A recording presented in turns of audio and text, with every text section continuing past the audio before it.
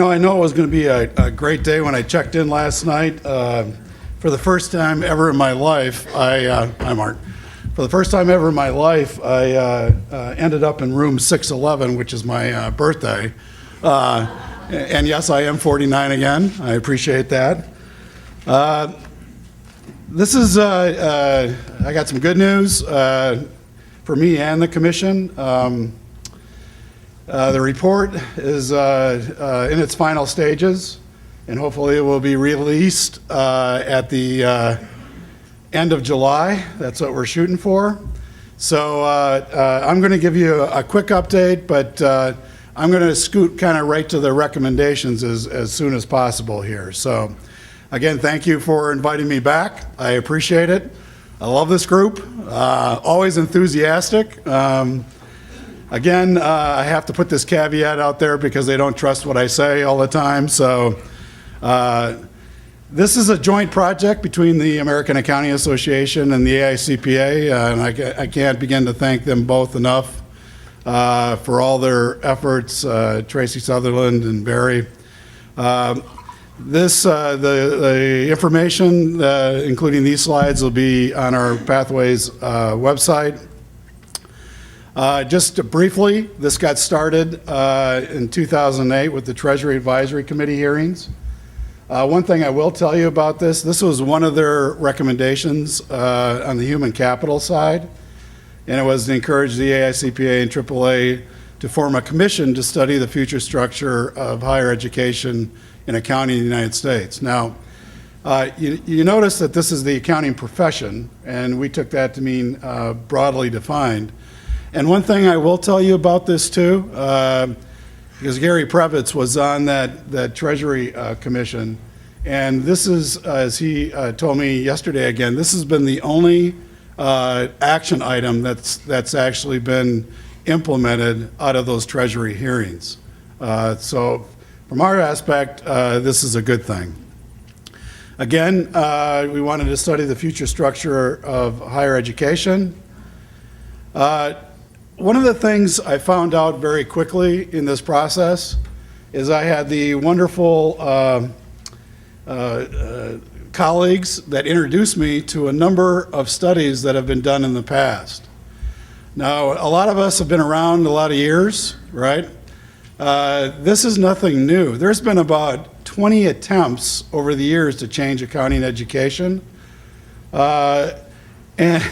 And one thing to my dismay is that when you read all these reports, which I have done, there's a lot of things in these reports that are still in our report, and that's a problem. And we're going to talk about that a little bit.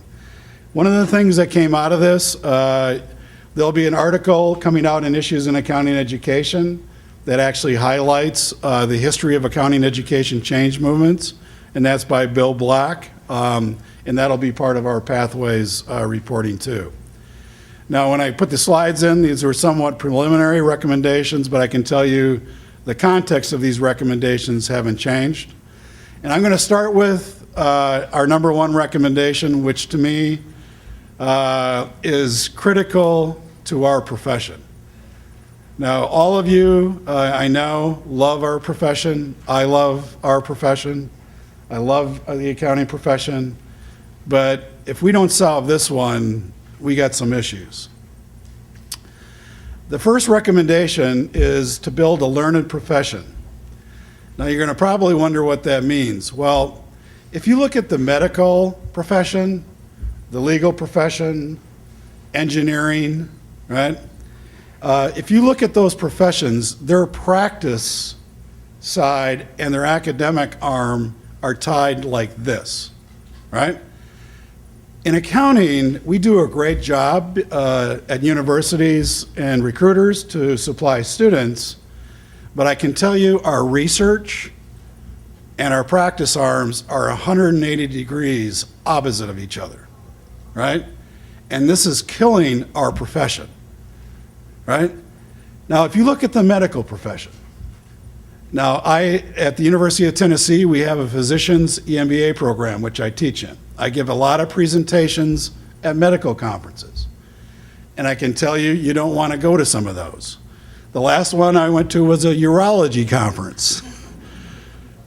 I almost didn't make it through, but I gave my spiel, and then I go in the audience and I sit in some sessions. Every session that I ever sat in at these medical conferences, all of you, right next to me is a practitioner, right next to on the other side is an academic, and they're solving the same problem, right? They're all working to solve the same problems, right? So if you think about this, it's the same as the legal profession. So, and what's with that? Well, if you take a typical urologist, right? Urologist is going to have in his or her office, right on their desk, the New England Journal of Medicine and their urology specialty journal. If they're a practicing urologist, they're reading the current research that academics are producing. They're using that research to actually change the way they do business. Now, my academic friends, and Kate Mooney is here, who's part of the Pathways Commission. Thanks, Kate. You know, my academic friends, you know, they'll get mad at me for saying this, but I don't think there's been one piece of research that's changed practice in the last 30 years, right? Now, there is some research that helps contribute to policy issues and things, but if you think about actually changing practice like medicine, law, engineering, it's a problem. And if we don't get this fixed, and by the way, it is on both sides of the aisle here that's a problem, right? There are issues, real impediments to making this happen and change. On the academic side, right? We are killing ourselves the way we do our research, right? Our research takes 3 years to produce. It goes through this extensive review process. By the time we research any particular issue and publish it, it's 4 years later. Now you think about practice and business speed, right? You just can't handle that. And there's different models for that, for example. I kind of like the legal model, right? Or the biological science model. The legal model is you write a paper, you send it out to 12 journals, they review it in a month, they get back to you, you get to pick the one that's the highest journal. 1 month turnaround. Biological sciences, right?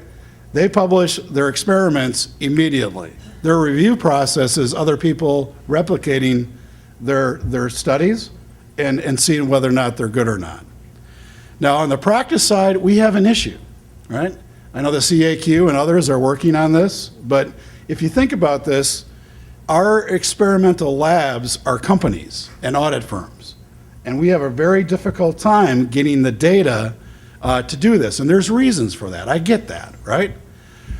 But just think if our academic skill set could be applied to some of the issues that you're currently dealing with in your practices, we could help, right? And, you know, I'm spending a little bit more time on this one because I think it's just critical. One of the impediments too on our side, right? Accounting in the school of businesses, all of you relate to school of businesses, right? But to be a credible discipline in a business school, we had to do research that the other disciplines in the business schools appreciated and valued. And to do that, we had to change our research approach. This happened in the 70s, late 60s, right?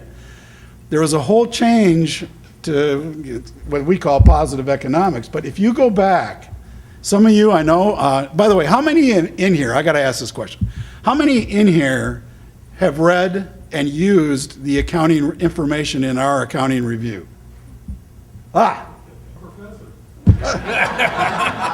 Killing me over here. Okay, non-professors, right? How many of you have actually read our #1 accounting journal, Academics? My point, right? So we really have to work on this. And to get practice and academics closer together, I can tell you right now, because I have a little insight, Mr. Jan Williams, who is our current dean, is also the immediate past president of AACSB, sent an email out this morning. He's on a meeting up in Chicago, and their business standards, which are coming out very shortly, their number one idea in their discipline, right, in the AACSB standards, are going to be getting practice and academics closer together. Now, they're waiting until we release our report to actually revise the accounting standards. And given what they've done so far, I would assume that, again, that in the accounting standards, that the idea of getting practice and academics closer together is going to be a strong point for that, too, I would guess. All right, so enough on that. It's really important for our profession. Next thing is, everybody knows that there's coming a shortage of faculty, right? Now, if you look at this, Jim Hasselback just updated his study. The average age of a typical professor in the U.S. is currently 58 years old. Now, I like, I'm getting there, right? I like that age. I love that age, but it's an issue. And on our side, you guys, we're killing ourselves again, and this comes back to our research, right? If you think about the way this works in our discipline, for example, every school now has to, in their own mind, compete with every other school for reputation and business rankings by their publications. And this gets back to publishing in the top 3 journals or 4 journals in accounting, right? So what's happening here is everybody is trying to rank themselves by how many publications you can get in these 4 academic journals, and we're killing ourselves, right? Example of that is the University of Texas, El Paso, right? They got some money, and now they want to hire faculty that are going to do research at the University of Texas, El Paso to compete with the University of Texas. Now, if you think about this, with all our state schools in Tennessee, Wisconsin, whatever, everybody trying to achieve that goal, it isn't going to happen, right?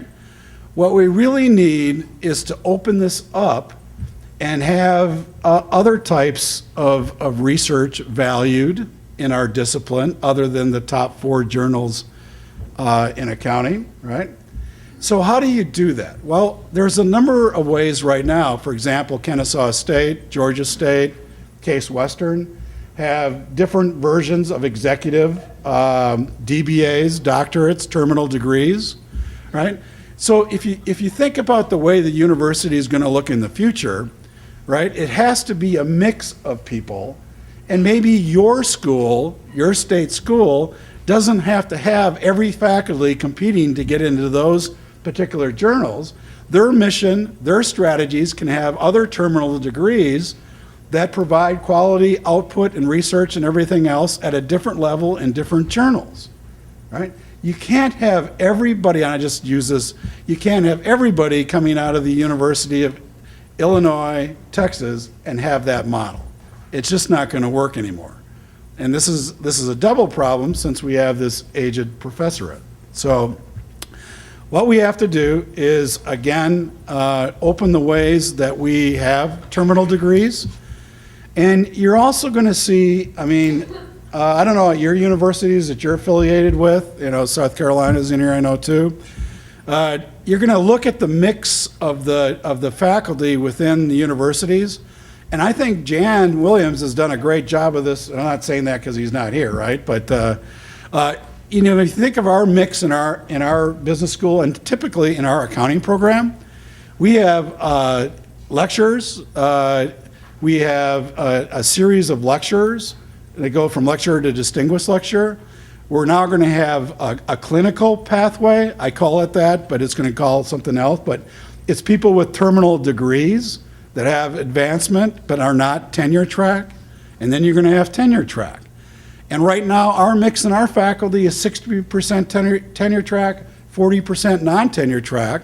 But the 40%, there's 4 or 5 people that have terminal degrees of different sorts, right? And they're adding value to our, not only our department, but our college, and they're doing a number of other things like that. So the shortage, you need your peer researchers. I don't want to ever say you don't need those.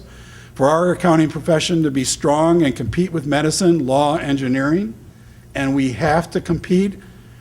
I'll show you the next slide in a little minute, but if we're not competing for students with those professions to show everybody that we have a profession on the level of medicine, engineering, and law, we're going to lose a lot more students down the road.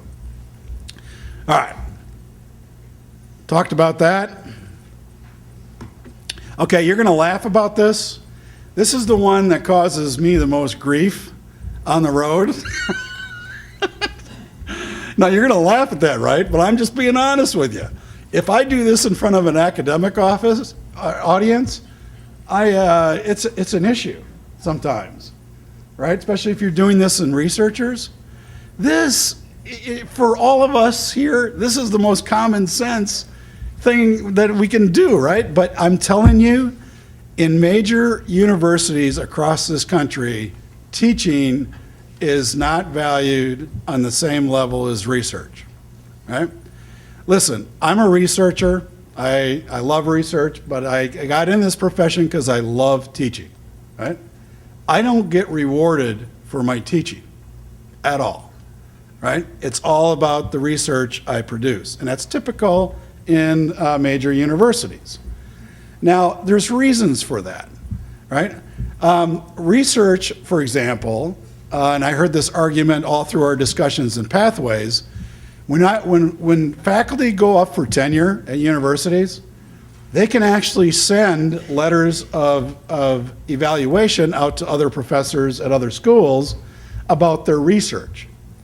There is not one thing ever mentioned about their teaching, ever. But why can't you do that?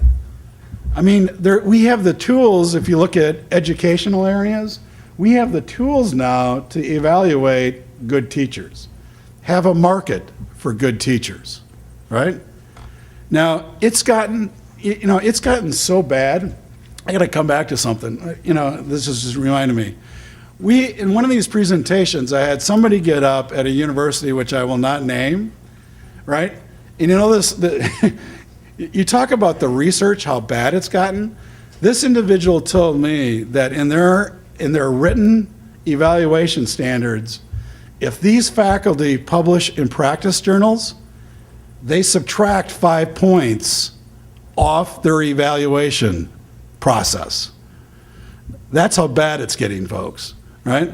So you think about this, research is the one that's rewarded, and we really have to figure out ways internally to reward good teaching. Now, I have to say I couldn't get my daughter to attend University of Tennessee. She just graduated from the University of Texas. But I was at these graduation ceremonies at Texas, and it was really interesting to me how they had several professors of teaching.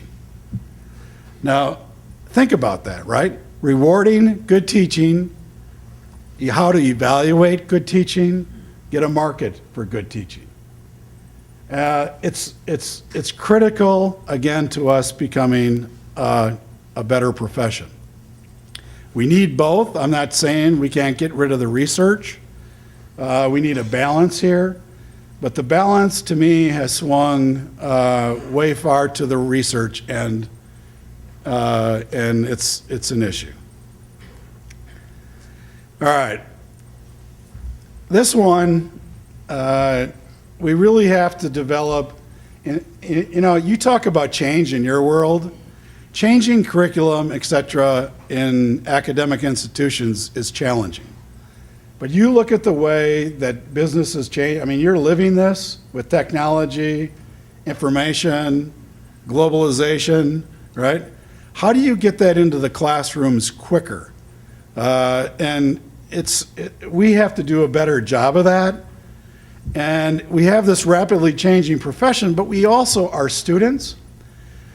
All right, I will never do this again, but I took 4 17 and 18-year-old boys over spring break, and we drove from Knoxville, Tennessee to Breckenridge, Colorado. Have any of you ever done that? That was an experience of a lifetime. These boys, I was trying to get ready for the trip. One of them's name's Matt. And so I'm calling Matt on his cell phone. And this is how bad it's getting, right? I call Matt on his cell phone like the night before, to tell him he's ready. I get this answering, but it's like, please stop calling me. Text. I am not answering your voicemails ever again. I'm like, what? So now I can't even talk to them. I have to text them, right? And then everybody out there, they're competing, right? All the time on the slope, they have these little cameras and stuff, and they're competing for who has the most tweet followers the whole week. It's a whole new ballgame. I mean, we all have kids, right? I mean, it's changing, and we have to adapt to that. So we have a bunch of recommendations for this, and I'll get into more of these in a minute. Attract high potential diverse students. I can tell you, our diversity issues in accounting compared to other disciplines, I just have to admit it, aren't very good, right? There's a number of reasons for that. And if we don't change this, again, this gets back to being profession like medicine, law, engineering. We have to do a better job of this. And as you're well aware, I think there's an initiative started, and Ken Boyer will be leading that, who was on the Pathways Commission, to really get an integrated group to really try to tackle that issue. One of the things that, we talked about a lot of things, but this one thing about, Nora Augustine, when they did the Gathering Storm report for engineering to figure out how to get talented people into math and sciences, I think I told you guys this before, but it just amazed me that they found out that kids turn off their math brains in 3rd grade. So if they're not getting these students into math and sciences already in the 3rd grade, they're losing 50% of their talent pool, right? And if you think about accounting and math brains, it's part of it. So what is it that we're going to use to attract kids into our profession? Well, nothing's a guarantee, but I can tell you that there is a group that I'm a part of that just met last month that I see a very good likelihood that in the very near future that we are going to have an AP accounting class. And I think that is really, really going to help us. Because if you take a look at what kids do in high school today, they're competing for grades. And my son is one of them. He's a junior at a high school. He's in the medical track, right? They have some business. They have an accounting course, but it doesn't have any AP credit attached to it. Therefore, it doesn't help his grade point, right? So you get all these smart kids that if they have accounting class in their high schools, they're just not taking it, number one, because they're not getting the grade points they need to compete to get into these better schools. So that's one way. The other thing is, reading all these studies over time, it just amazes me. Every one of these studies, commissions that have been done in the past, always talks about the first course in accounting. What got you into accounting? It's probably a faculty member, or you really liked the first course in accounting. But there's so much variability, and it's so critical to what we do. We really have to put a lot of emphasis on that, and we talk a lot about that in the report. This thing really amazed me too. I saw that this was actually, I know you had some studies yesterday. Dale and Kate talked to you about a few of those too, but this data collection thing, It's amazing for a profession that we have, and I understand it, but we really don't do a very good job of understanding our markets compared to medicine, law, and engineering. And there's a lot of different reasons for that, but now we have the tools to really do a good job of that. Now, AICPA does a supplied study, there's AAA does some things, there's components of this, FEI does some things. So there's components of this, and NASBA does some things, there's components of this around. But if I ask the question about who's your market, right? Where do your students come from? Where do they go? How successful are they? What are the attributes of success of this entire student base going through our system, our supply chain, right? We have to do a better job of doing this. And now with like monster.com data, I've been working with the Center for Business and Economic Research at Tennessee, which received one of the Race to the Top awards. And it's not that that's important, but what's important for me is I never realized going through this how much information's out there to get a hold of. They're actually doing research by linking social security numbers and workman's comp information across states to see where students are coming from, what's their family backgrounds. They can actually get some demographic information from the loan forms they fill out, track them throughout their systems. For example, see what's the value of a CPA, right? What's the value of a graduate degree? What are the attributes of people that are really successful coming and getting an accounting degree? And if you think about our broad market, I know Barry knows the CPA, it's broader than just the CPA market, right? We have a lot of people in accounting that necessarily don't even work in accounting anymore. What are they doing? Why are they successful? So we have to get some of these coordinated efforts to do some of this stuff, and there is capability out there now to do this. Lastly, and I know I got to wrap up here quickly, but this, to me, when they asked me to do this over 2 years ago, this was my #1 mantra, and it's still my #1 mantra, along with bringing our profession closer together, is the reason why all these other commissions and studies didn't work is that they didn't have a structure, systems in place to sustain the effort over the long haul. I've been on this bandwagon, I've been pushing this, and I can say that we have a structure in place that is being worked on at the moment to be inclusive of a number of organizations, etc., to get together pathways to and to make these recommendations, forward them and make them a possibility. Some of these are going to take a long time, I can tell you, but if you don't have a sustained effort over the long term to do this, they're just never going to happen, right? So I can happily say that that's in place. And I got to end here with a little quote. I want you to read this. And then I'm going to ask you who said this and when.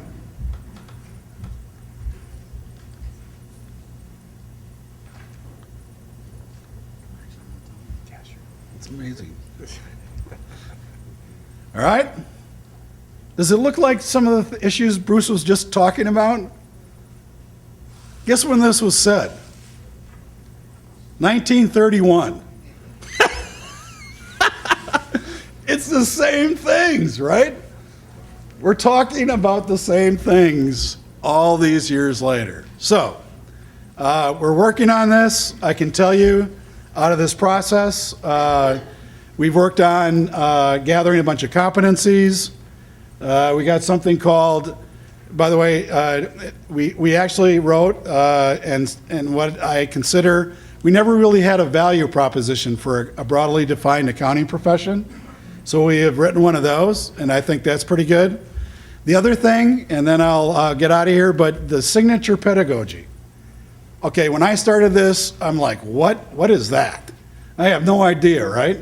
Well, if you look at the other learned professions, they all have a signature pedagogy that goes with it. Mock trials, clinical trials, they all have co-ops for engineering. They all have their thing that sets them apart from the other professions. And the question is, what is that for us? What is going to be our signature pedagogy? Right? So, late summer, we're going to have a final report, hopefully by the end of July. And my time's up. Thank you very much. I really appreciate talking. Sure, I'll take questions. Any questions for Bruce before he steps down? Except from Illinois. No. I'm just kidding. Thank you, Dr. Behn, for being here again and speaking to us. I'm Galen Hansen from Colorado. I know you. Yeah. You talked about inclusiveness, and I'll take the blame and the responsibility of the ACAB committee. This whole topic came up, and for whatever reason, we didn't get NASBA involved to the extent that we could have in the pathways. We hope that that going forward that changes, because we have a significant role in education. I think you agree with that, and we want to support where you're headed with this, and we want to have a role and a voice in it. So please, our education committee is going to be involved with that in the next year. They're involved with it now, and please keep us in mind. Galen, I can say as chair of the pathways and in part of this structuring, NASBA has been part of that discussion. I know we haven't formally done anything yet because we're working on getting this organization set, but I will guarantee you that NASBA will be part of that discussion. All right? Anything else?